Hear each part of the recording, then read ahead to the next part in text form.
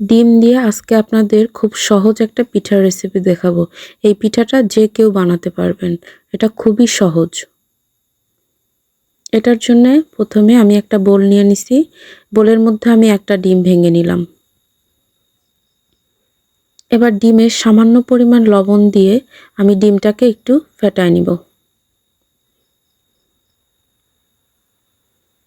ডিমটা ফেটানো হলে আমি যে কাপ দিয়ে ময়দা দিব সেই কাপের অর্ধেক কাপ পরিমাণ আমি চিনি দিয়ে এবার ডিমের সাথে মিশিয়ে নিব। চিনি আর ডিমটা খুব ভালোভাবে মেশানো হলে আমি এখানে একটু ভ্যানিলা এসেন্স দিলাম। ডিমের যে একটা গন্ধ থাকে সেই গন্ধটা চলে যাবে আর কেকের মতো একটা ফ্লেভার আসবে। এটা খাইতে খুবই ভালো লাগবে। সবকিছু মেশানোর পরে আমি যে কাপ দিয়ে অর্ধেক কাপ পরিমাণ চিনি দিছিলাম আমি সেই কাপ দিয়ে 1 কাপ পরিমাণ ময়দা দিলাম। এবার ডিমের মিশ্রণের সঙ্গে ময়দাটা খুব ভালোভাবে মিশিয়ে নিব। তারপর ওই কাপের হাফ কাপ পরিমাণ আমি এখানে পানি দিয়ে দিলাম। পানি দিয়ে এবার ময়দার সঙ্গে এটা খুব ভালোভাবে মেশাতে হবে যেন দলা পেকে না থাকে সেটা লক্ষ্য করে এটাকে খুব সময় নিয়ে একটু মেশাতে হবে।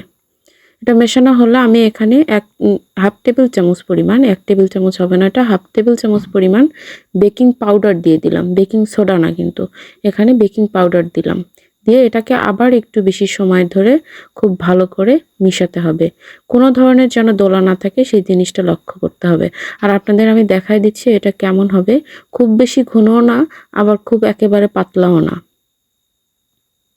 আপনাদের বোঝার সুবিধার জন্য আমি চামচ দিয়ে আপনাদের উঠায় উঠায় দেখায় দিচ্ছি যেটা কেমন হবে। এটা অনেকটা কেকের ব্যাটারের মতো হবে। তারপর আমি কড়াইয়ে বেশ খানিকটা তেল দিয়ে দিলাম। তেলের সঙ্গে এই চামচটা আমি গরম করে নিছি। তেল গরম হয়ে গেলে আমি চামচের মধ্যে ব্যাটারটা ঢেলে দিলাম। দিয়ে এটাকে ভাজবো। চামচটা একটু হালকা ঝাঁকি দিলেই পিঠাটা নেমে আসবে। চামচে দেওয়ার তেমন কোনো কারণ নাই। চামচে দেওয়ার একটাই কারণ যেন সবগুলো পিঠা আমার একই রকম শেপে আসে। এই কারণে আমি চামচ দিয়ে দিলাম। আপনারা চাইলে চামচ ছাড়াও দিতে পারবেন। এবার ধীরে ধীরে ওটা ফুলতে থাকবে। আমি আরও একটা দিয়ে দিলাম। খুব বেশি জোরে জাল দেওয়া যাবে না। মিডিয়াম টু হাই দিতে হবে যেন ওটাও ধীরে ধীরে ফুলতে থাকে আর পাশে আরেকটাও দেয়া যায়।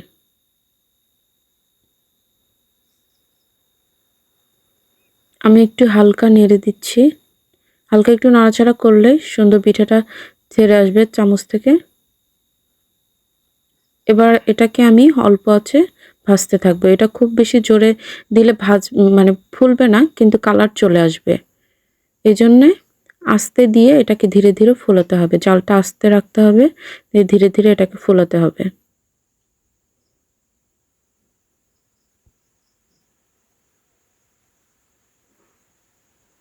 আমি একসঙ্গে 2টা করে 3টা করে ভেজে নিচ্ছি। যেহেতু এটা ডুবো তেলে ভাজতে হচ্ছে, তেল থাকছে এই কারণে আমি একপাশে এটাকে ভেজে নিচ্ছি আর একপাশে চামচটা দিয়ে দিচ্ছি। আপনারা চাইলে একটা একটা করে ভাজতে পারেন, তবে এভাবে ভাজলে অসুবিধা হয় না।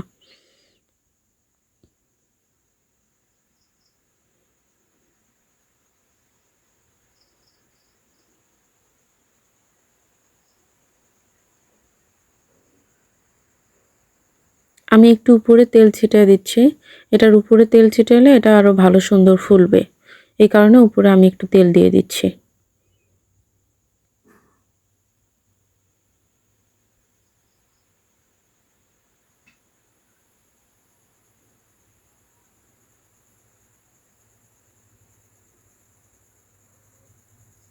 আমি এখানে কাট করছি না আপনাদের দেখানোর জন্য যে দেখেন এটা কতটা ধীরে ধীরে ফুলতেছে। ধীরে ধীরে কতটা ফুলে উঠতেছে। দেখেন একদম পাউরুটির মতো ফুলে গেছে এটা। আর উপরটাও কতটা মসৃণ হয়েছে। এটাকে একটু উপরে উপরে তেল ছিটিয়ে দিতে হবে আর ভাজতে হবে। ভিডিওটা একটু বড় হচ্ছে আপনাদের বোঝার সুবিধার জন্য আমি এটা কোনো ধরনের কাট করতেছি না।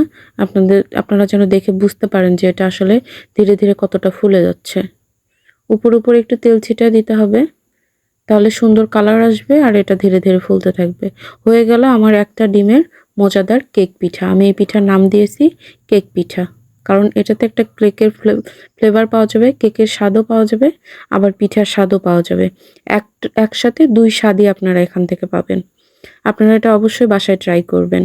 আমি আপনাদের একটু দেখাচ্ছি এই ভিতরটা কতটা ফাঁকা হয়েছে। ভিতরে কোনো দলা দলা ভাবও নেই, একদম ফাঁকা হয়েছে।